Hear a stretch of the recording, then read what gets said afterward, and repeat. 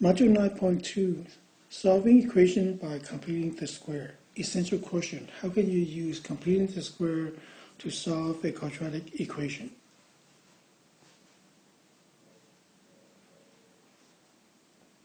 Right, so here's the answer. You can perform one side of the equation into a perfect square trinomial and then solve the equation by taking the square root of both sides. So essentially we're transformed our equation back to what we learned from module 9.1. Right, so I'm going to skip to our first example. Right, so say like that completing the square when a is equal to 1. So then the equation we're looking for is 1x squared plus bx plus c equal to 0. Okay, so this is what we mean by when a is 1. Right? The value of a is 1. So say that completing the square is the process of rewriting the quadratic expression as a perfect square trinomial so that it can be solved by taking square roots. In the Explorer, the method of completing the square root a equal to 1 is modeled by the algebra tile, right? Okay, so you guys will use algebra tile in the activities, right? So let's get to this part. Say that, in other words, to complete the square of the expression x squared plus bx plus c at the parenthesis b over 2 squared, the perfect square trinomial will be x squared plus bx plus parenthesis b over 2 squared is a factor form of that. So what it's saying is that if we're going to take the value for b, we're going to take half of it and we're going to square it and we're going to add to it. So now your equation is going to be x squared plus bx plus b over 2 squares. So when we're going to add a 0, so we're going to minus a b over 2 squared plus the c. So the c is from there. And then, okay, so then you see that this part here will become a perfect square. And so this part will become x squared plus b over 2 quantity squared. And this part is going to be b over 2 squared plus c. Right? And then will be more clear if I show you some examples. Right? So let's go to our first example. So that complete the square to form a perfect square trinomial. So then the value we're looking for is then our a is 1, so we're looking at this value for 4. So we're going to take 4, we're going to divide it by 2, and we're going to square that. So this becomes 2 squared. So 2 squared is going to be 4. So then our new equation is going to be x squared plus 4x plus a 4 and minus another 4. Remember that this gave us a 0. So by adding a 0 to the expression, we did not change anything. So then you see that this part here will become our perfect square. So become x plus 2 quantity squared, right? And we see that this 2 is this 2 here. And then the minus 4. Okay. All right, let's go on to our another example. Right? So then here we have x squared minus ax. So the middle term b is a negative 8. So you can do a negative 8 divided by 2 and you can square it. So this becomes negative 4 squared. And negative 4 squared becomes 16. So we can rewrite this expression as x squared minus ax plus a negative 4 squared minus a negative 4 squared. So we're remember that this part here we're just adding a 0, right? So this becomes x squared minus ax plus, or parenthesis, negative 4 squared becomes 16 minus, and this is also, it becomes 16. Right, so we see that this part here becomes your perfect square x. See how this part here we use as a negative 4, so this becomes a negative 4 quantity squared minus 16. Okay, so then for part B is saying that when b is negative, y is the result added to expression still a positive? Well, because if we have a negative square, the result is still a positive. Right? Okay, so for number 9, this is your turn, so can everybody try this out?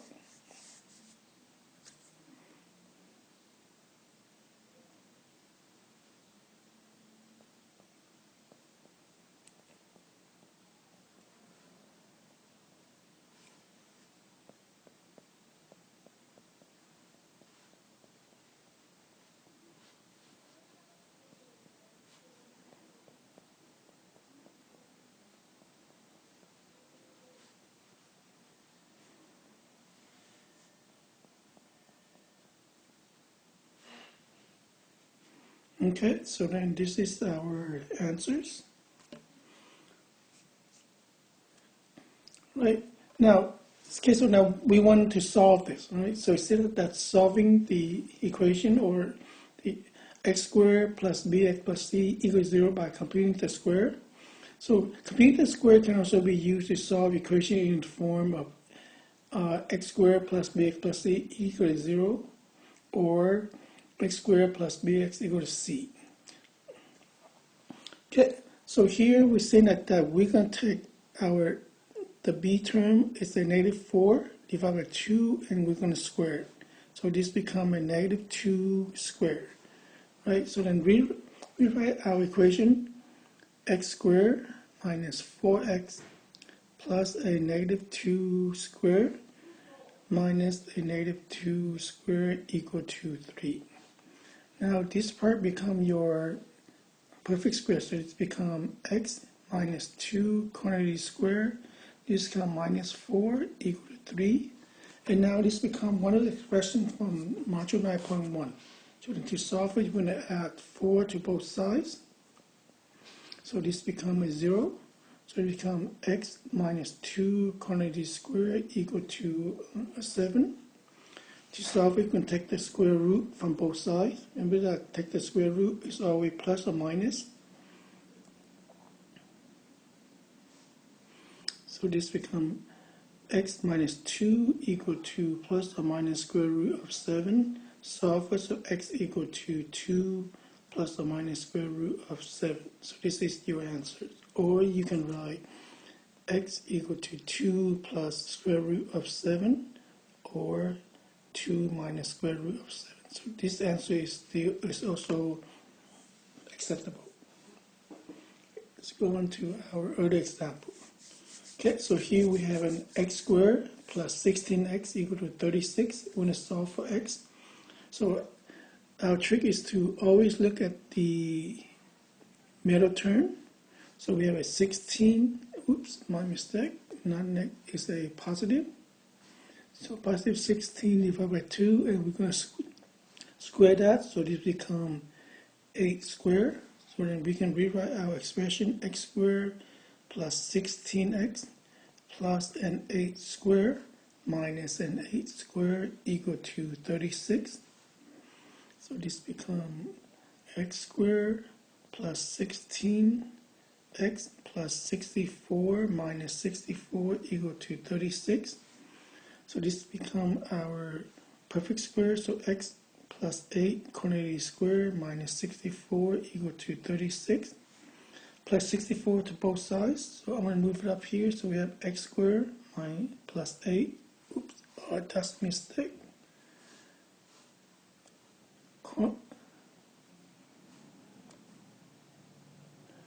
X plus 8 quantity squared equal to 100.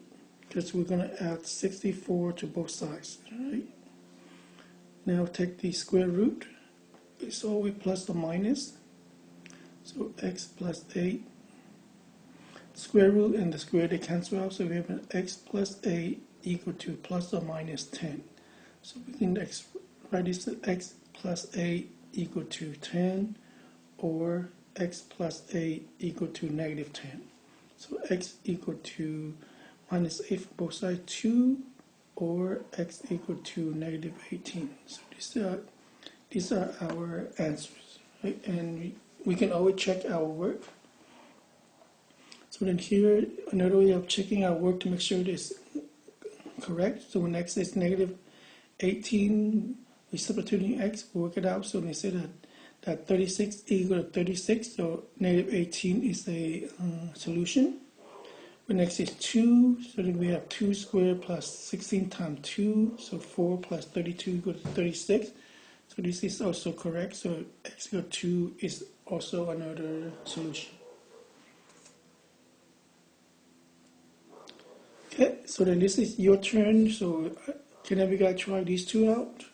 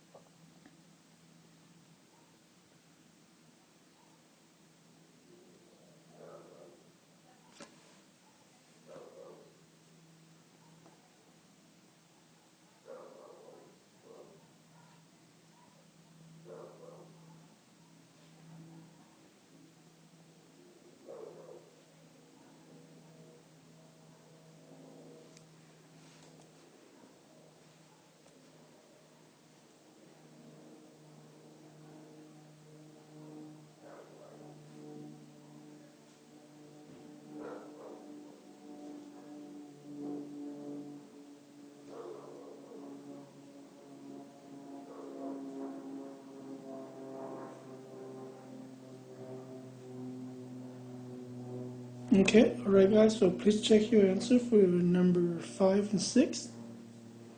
Right, so for number 6, this can be written as or. Remember that there are two answers. Okay, so now let's go on to another example where now we have a is no longer a 1. Right? So if a is no longer 1, but then we need a to be a perfect square. Right? Remember, perfect square is a 1, a 4, a 9, 16, 25, and so on. Right? So then now we're using this expression, so we're taking the middle term squared divided by 4a. Right? So for example, a, we have a 4x squared minus ax equal to 21. So 4a is a perfect square, so then it's good. So then now we're looking at the middle term negative a. So we're going to do a negative a squared divided by 4 times 4. So this gives us 64 divided by 16. So then the middle term is going to be a 4. Right?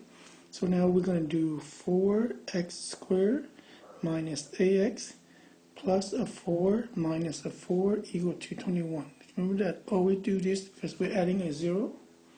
So then this expression here is going to become 2x plus 2 quantity squared minus 4 equal to 21. And then now I'm going to add 4 to both sides, so we're going to have 2x plus 2 squared equal to 25. And now I'm going to take the square root of both sides.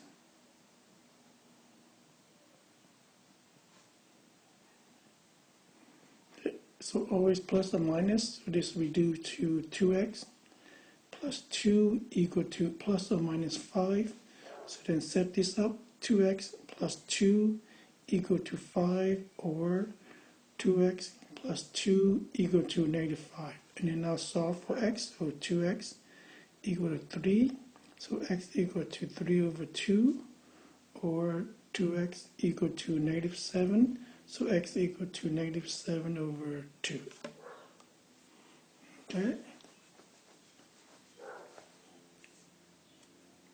Alright. Okay, so let's try our problem B. So we have a 9x squared plus 9x squared plus 6x equal to 10. So 9 is a perfect square. So we're going to look at the middle term. So we're going to do 6 squared divided by 4 times 9. So this gives us 36 over 36, which is 1. So we're going to rewrite, so then we're going to complete the square by writing 9x squared plus 6x plus 1 minus 1 equal to 10. So this part going to become our perfect square, so become 3x plus 1 quantity square minus 1 equal to 10. Become 3x plus 1 square equal to 11. Taking the square root of both sides.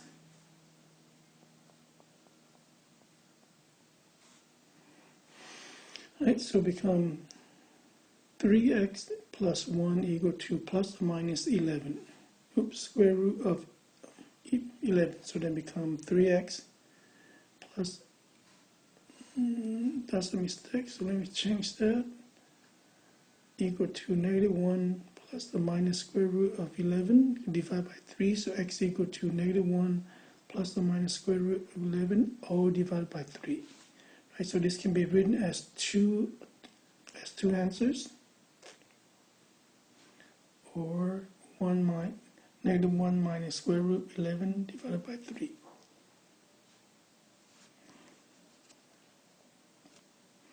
Right, okay, so now it said that in order for the procedure used in this section to work, what does A have to be, why does A have to be a perfect square?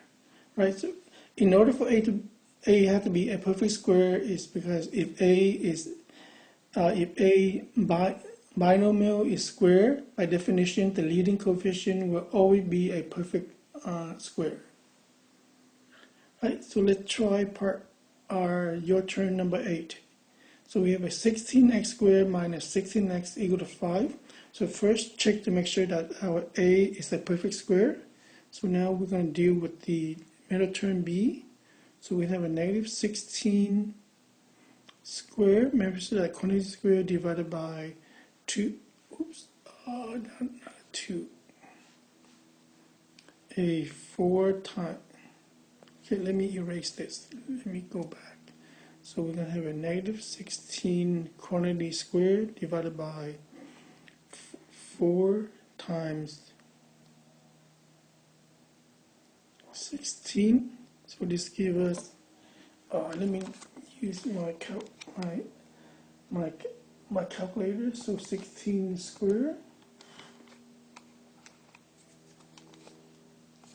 the 256 divided by 4 times 16 gives us 64. And when you divide those, the answer will be 4. But then, okay, so here you're gonna have 16x squared minus 16x, right? Plus, remember that this part is a negative.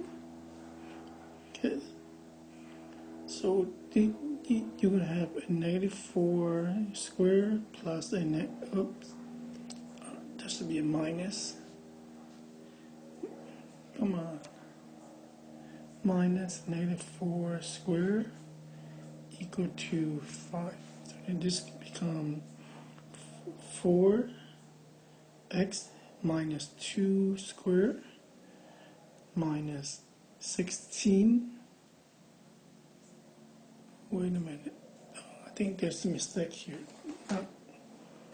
Not a 4 squared, just a 4. Let me erase those squares.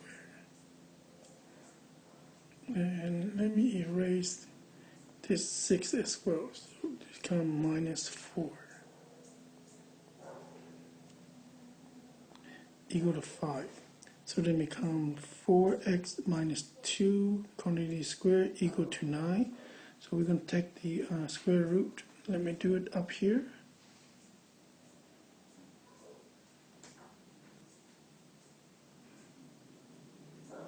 So it'll be 4x minus 2 equal to plus or minus 3. So 4x minus 2 equal to 3, or 4x minus 2 equal to negative 3.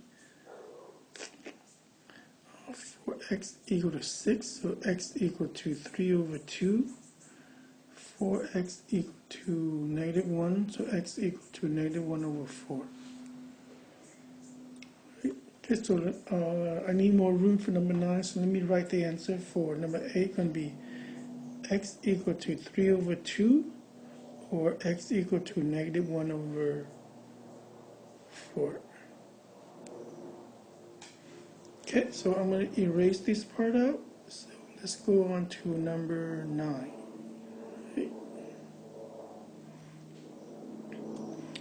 Okay, so then we see that since A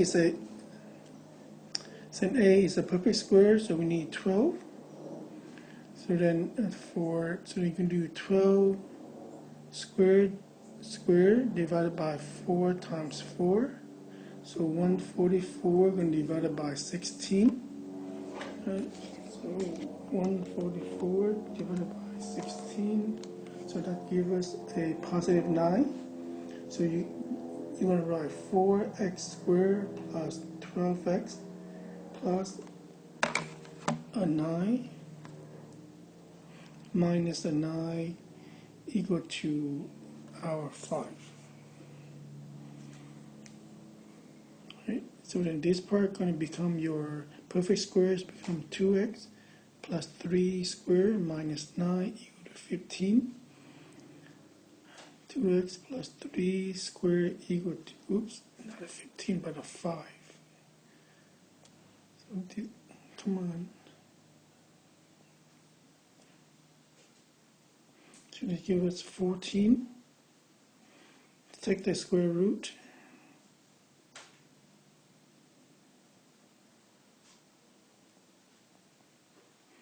So 2x plus 3 equal to plus or minus square root of 14. So it's going to be 2x equal to negative 3 plus or minus square root of 14. So then I'm going to write the answer up here. So it's going to be x equal to negative 3 plus or minus square root of 14 all over 2.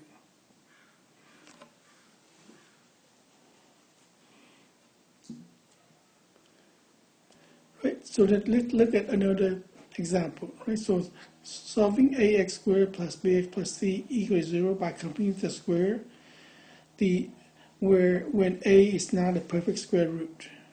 When a is not a perfect square. So in our example, we have a negative x squared minus 16x is equal to 5. So then, as you can see, that this 2 is not a perfect square. So we need to change it, right? So let me rewrite it up here. So we have a 2x squared minus 16x equal to 5. So we want this a to be a perfect square, right? Remember that we said that our perfect square is either a 1, a 4, a 9, a 16, a 25, and so on. So in order to turn this into a perfect square, I'm going to times everything by a 2.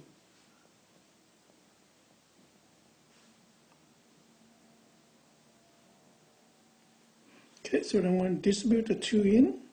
So this gives us a 4x squared minus 32x equal to 10. So now our 4 is a perfect square. So then we're going to use a negative 32. We're going to square that divided by 4 times 4. Right? So let's see. 32 squared. This will be 1024, and 4 times 4 is 16.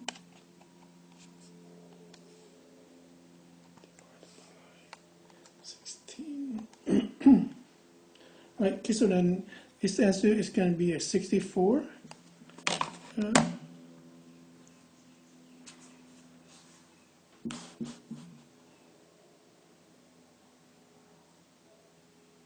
Let's see. Wait a minute. Did I do something wrong? Yeah, there's a mistake. Give me just a minute. Okay, let's go back and redo this one again. Because 2 times 16 is not 36.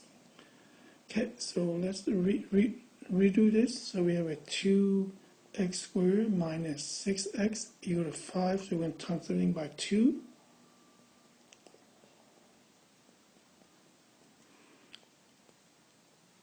Right, so it becomes 4x squared minus 16, no, not again, 12x equal to 10. So now we're going to do negative 12 squared 4 times 4. So it'll be 144 divided by 16, so it's going to be 9. Yeah, so then this is going to be a 2x squared minus 16 minus 6x plus 9 minus 9 equal to 5. Right, so we see that this part become your perfect squares, become 2x minus 3 squared minus 9 equal to 5. So 2x minus 3 squared equal to 14. Right? Did I? Oh, not a 5. Again, this should be a 10. So I keep on making a lot of mistake. So then this become a 19. So take the square root plus or minus square root of 19. And 19 is the prime number, so we cannot change that. So it becomes 2x equal to 3 plus or minus square root of 19. So x equal to 3 plus or minus square root of 19 divided by 2. So this will be our answers. Okay, so let's try part B. Right, so we have a 3x squared plus 3x equal to 16, and then the 3 is not a perfect square, so we're going to times the whole equation by 3. Okay, so I'm hoping not to make any mistake on this one. Let's see. So we have a 9x squared plus a 9x equal to 16 times 3 equal to 48. Right, so we're going to do 9 squared divided by 4 times 9. Right, so this is going to give us 81 divided by 36. Ooh, it's going to be a mess on this one. Right, so 8. Okay, so let's reduce this by 9, right? So then reduce by 9, so we're going to have a 9 over 4. Okay, so this one we're going to have a fraction. So you're going to have a 9x squared plus a 9x plus 9 over 4 minus 9 over 4 equal to 48.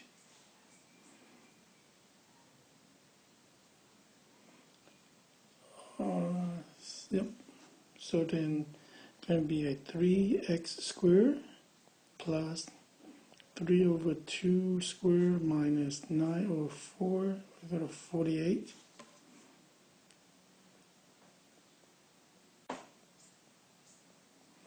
Okay, so then let's see. So we have a 48 plus 9 over 4. Oh, why are they doing this to me? So 48 plus a 9 over 4. So let's change that into a decimal. Oh no, into a fraction, right? So we have a 3x squared plus 3 over 2 equal to 201 over 4. So we're going to take the square root.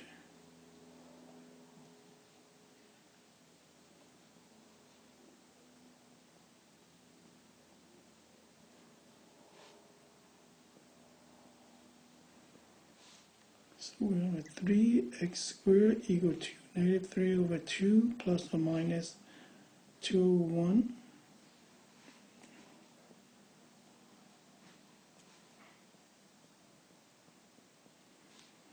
And then we're dividing by 3, so x squared equal to negative 3 plus or minus square root of 201 over 6.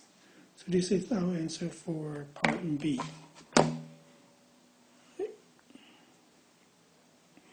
Okay, so then for number 10, consider the equation 2x squared plus 11x plus 12. Y is 2 the best value by which to multiply both sides of the equation before completing the square. Well, if you have a 2x squared plus 11x equal to 12, if you times everything by a 2, so this gives us 4x squared plus 22x plus 24. So this gives us a perfect square for a. And from there we can complete the square.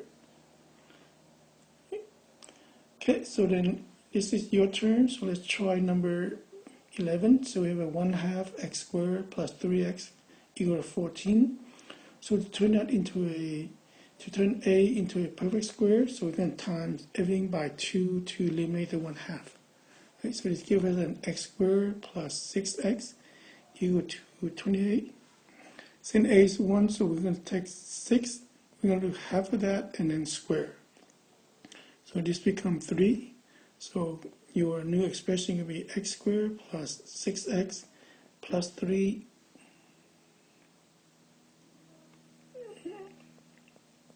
plus 3 squared, give us a 9.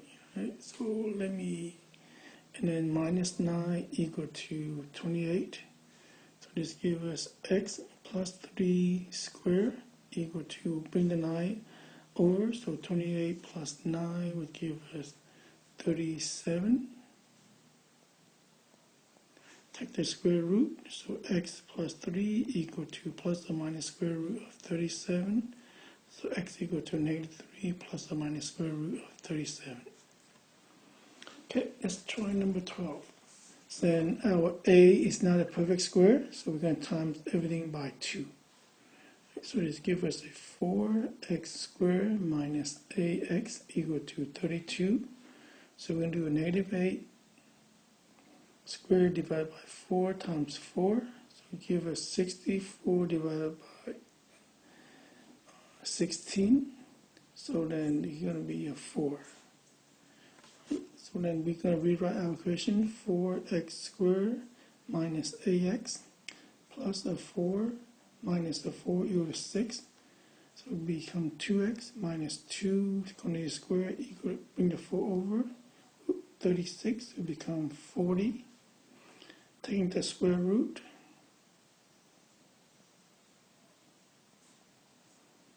square root of 40 is the same as square root of 4 times square root of 10. So it becomes 2 minus 2 equal to plus or minus 2 square root of 10 plus 2.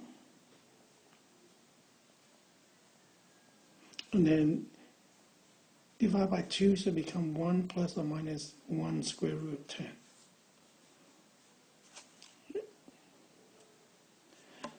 Okay, now this is going to be our day 2, right?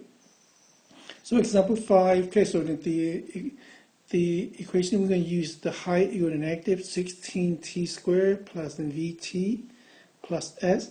So v is going to be your initial velocity, and s is going to be your initial height.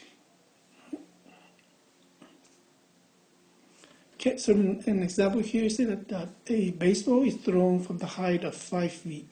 If the person throws the baseball at a velocity of 30 feet per second, what will the maximum height of the baseball? How long will it take the baseball to hit the ground? Right? So the function for for this situation is x equal to negative 16t squared plus 30t plus 5. Okay, so first we need to complete the square. Right?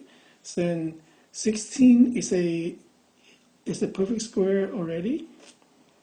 Right? So then you're going to take 30, so you're going to do 30 squared divided by 4 times a negative 16. Okay, and then everything is going to be square, so then let's see, 30 squared be 900 over 4 times 16 can be 64, and this can be reduced to 225 over 16. Right? So that's how we got that. Okay, and then remember that is always plus or minus. Right? So when you work this out, we get that. When they say that okay, so they say that they want the maximum height, so they're looking for the vertex. So then this is going to give us our vertex. Right? The vertex is always the h and k.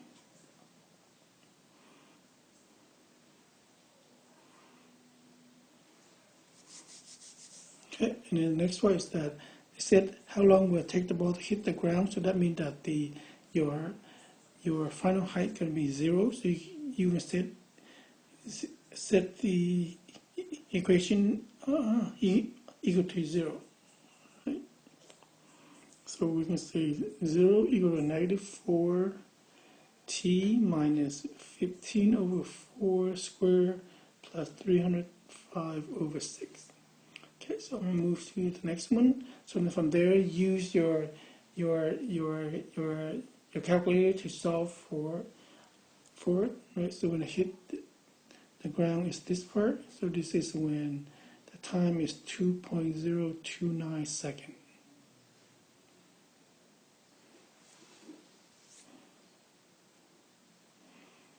Okay, and okay, so for part B, see that a person kicked a soccer ball with the initial upward velocity of 16 feet per second. What is the maximum height of a soccer ball? Right. Okay, so they say that the equation we use x equal to negative 16t squared. Right. With the upward initial velocity of 16 feet per second, so 16t, and the ball we're assuming to be on the ground, so your initial height is going to be a 0. Right? So okay, so then this is a perfect square radius, so you're going to do 16 over 4 times negative 16, right? Or let me redo this. I don't like the negative 16, so I'm going to factor out a negative 1 first. So 16t squared minus 16t. So then this is going to be a negative 16 squared over 4 times 16. So this is easier to work with. Right? So then this is going to be a 4. So then it's going to be a negative 1 16t squared plus 16t plus 4 and minus 4. So it's going to be 4t minus 4, not minus 4, minus 2 squared and then minus 4. So then your vertex is going to be 2, 4. Right? Okay, so then the maximum height is going to be 4 at 4 feet. Okay, and see that when will the ball hit the ground? So when the ball hit the ground, let me do it here. So that means that you have been 0 equal to negative 1, 4t minus 2 squared minus 4. So it's going to be 4 equal to negative 1, 4t minus 2 squared.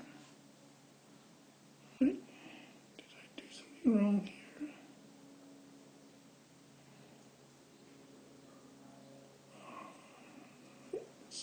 So let me graph this.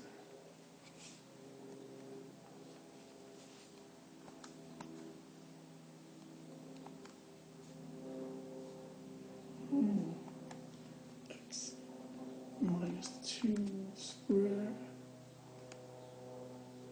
minus 4. And I'm going to see my graph.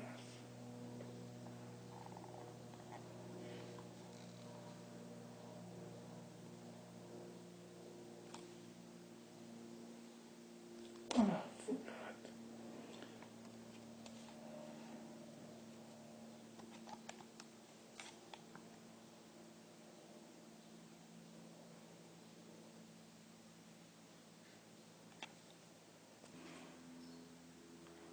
Okay, there's mistake here. So let me change this. Okay, let me go back and redo this.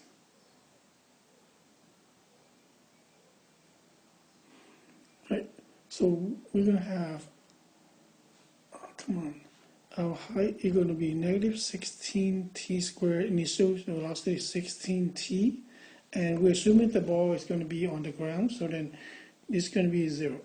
So then this is 16, so easy for me to factor out a negative 16. So I'm going to have t squared plus 1t. Right, so I'm going to complete the squares, and this is a 1, 1, so I'm going to do 1 half, and then I'm going to square it. Right? Okay, so then this is going to give me a negative 16 t squared plus t. Another mistake. This can be a minus. So this is also going to be a minus. So this is going to be a minus here. So it'll be a negative 1 half square minus a negative 1 half square. Okay, so I think this is going to work now. So t squared minus 1 half quantity squared minus 1 over 4. Right? Okay, and this is our height.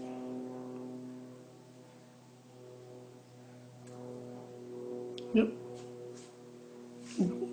Okay, so there should be a parenthesis here. So then I'm going to bring the negative 16 in. So it's going to be a negative 16 times t minus 1 half quantity squared. Negative times negative is going to be a positive, going to be 4. So then the vertex is going to be at 1 half, going to be 4. So then the time is going to be 1 half of a second. And the height, so the maximum height, so the maximum height is going to be at 4.